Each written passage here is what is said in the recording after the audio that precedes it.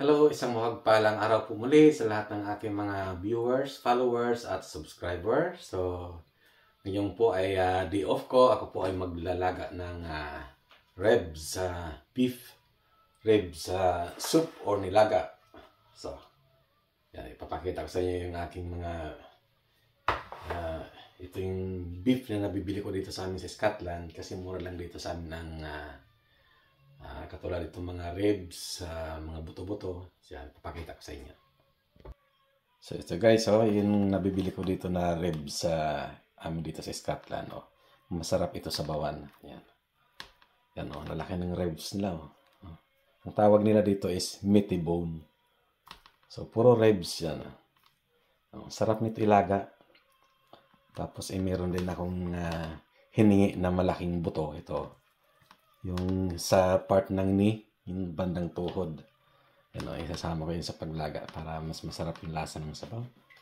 So, ayan, puro ribs ito mga So, meaty bone ang tawag nila dito kasi wala ganong laman siya. Pero malalaman siya. Ayan. So, masarap ito sa bawan. So, ilalaga ko ngayon ito para meron na naman akong mahigop.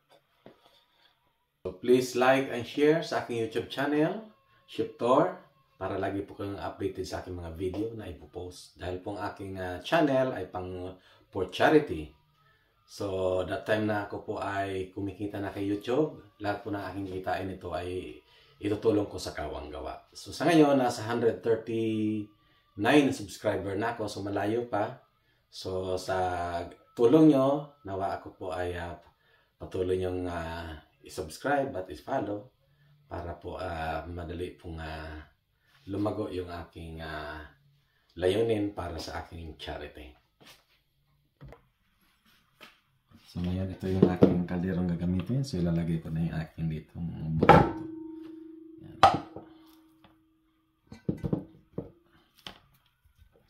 So pag napalambot ito, talagang masarap ang sabaw nito.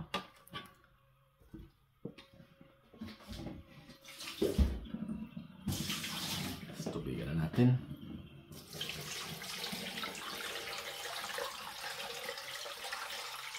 So, make sure na pag yung unang bula nito ay matanggal natin kasi madumi yun.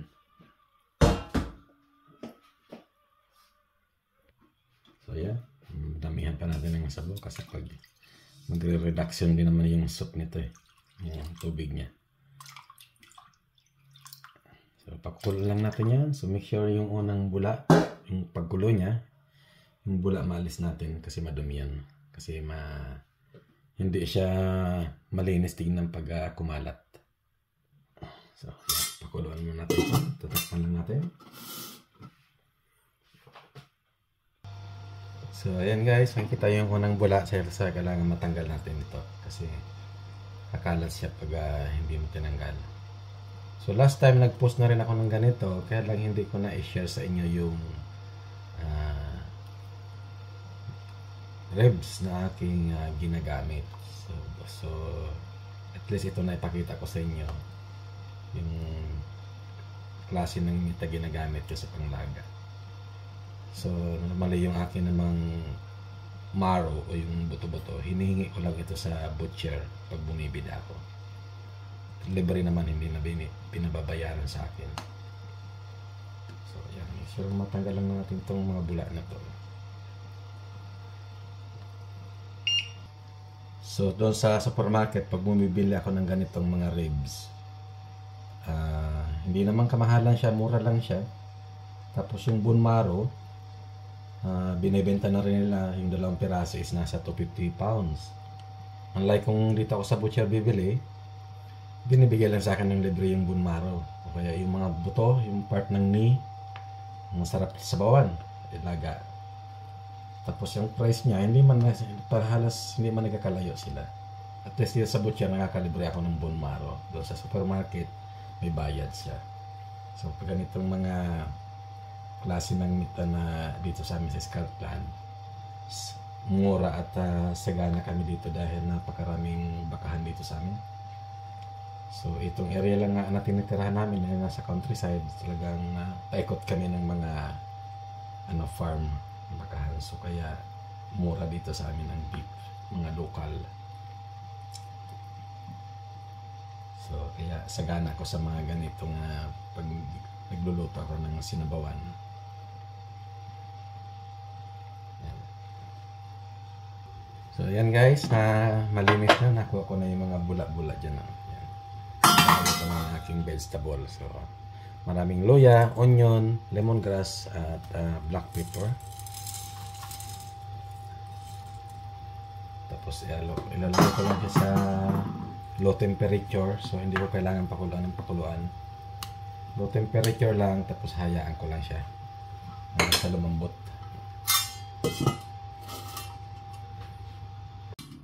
So ito na guys, itignan natin yung aking nilagang beef ribs. So ayan, kita mo daming mantika sa taas. So aking tatanggalin yan at ayaw ko yung mantikang sabaw. Yan.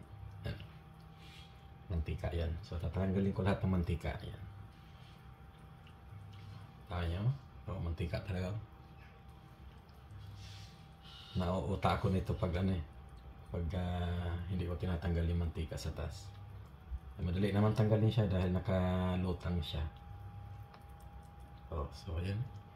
Grabe yung fat niya.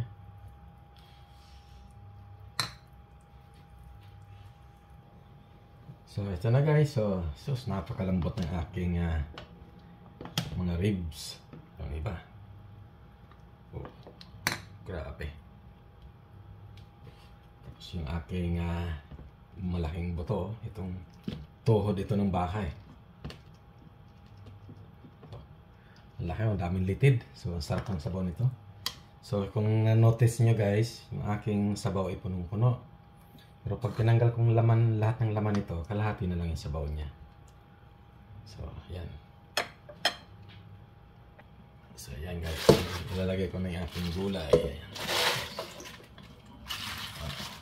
Masarap itong aking sabaw ngayon. Lalo na medyo, na dito sa Scotland, autumn na. So, malamig ng panahon. Malapit ng winter. Kailangan lagi akong may ganito dito panlaban sa lamig. At least dito lagi akong may nabibilhan nito at meron kaming butcher dito malapit sa bahay.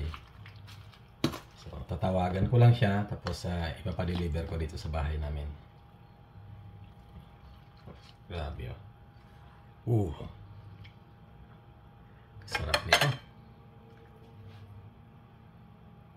So ito na po ang aking lagang ribs. Grabe, ang sarap nito. So ngayon, titikman ko na yung aking nilagang ribs. Grabe musok pa.